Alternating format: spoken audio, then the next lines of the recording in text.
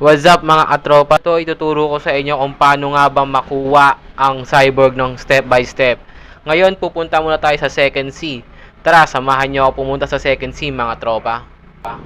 Andito na nga tayo sa second C mga katropa. Ang una natin gagawin dito ay maghanap ng Feast of Darkness. Ang Feast of Darkness ay makikita natin sa CBs or kapag nag-4 na oras na yung server, pupunta tayo sa mga chest at doon natin maghahunt. Ito, ang una mo natin gagawin ay maghanap ng CBs. Ito, patayin natin yung CBs. Dito may chance tayo dito makakuha ng Feast of Darkness sa CBs kapag napatay natin siya mga katropa. Kaya tiyaga-tiyaga lang. Kapag wala sa CBs, alam nyo na. Ito, patayin na lang muna natin yung CBs mga katropa. Tingnan natin kung may makukuha tayo. Wala tayong nakuha ditong Feast of Darkness mga tropa. So, kaya ayun, dito naman tayo dito sa chest. Kapag 4 na oras na yung server natin mga katropa, pwede na tayo maghanap sa chest ng Feast of Darkness. Kapag nagkasawa na kayo mag-CBs, pwede naman kayo mag-antay na lang ng 4 hours dito sa server natin na naka-up.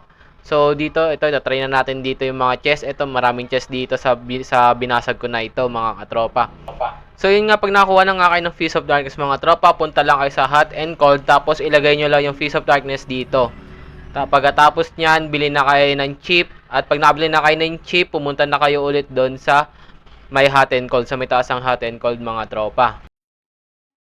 Eto, at nandito na nga tayo, kaya naman ilalagay lang natin dito yung microchip kung saan nilagay natin yung Feast of Darkness. Pagkatapos nyan, itry lang natin na patayin tong low raid. Makakailang ulit kayo dito mga tropa tulad ng sa akin. Ngayon wala pa tayo nakukuha pero try ulit natin yan. Once mayroon naman kayo nakuha ng core brain, ilalagay nyo siya dyan sa tapos magbubukas itong nasa ilalim natin. Pag nagbukas na nga yun nasa ilalim natin mga katropa, pero na nga kayo kumuha ng Cyber Grace mga katropa. Tara, baba tayo dito.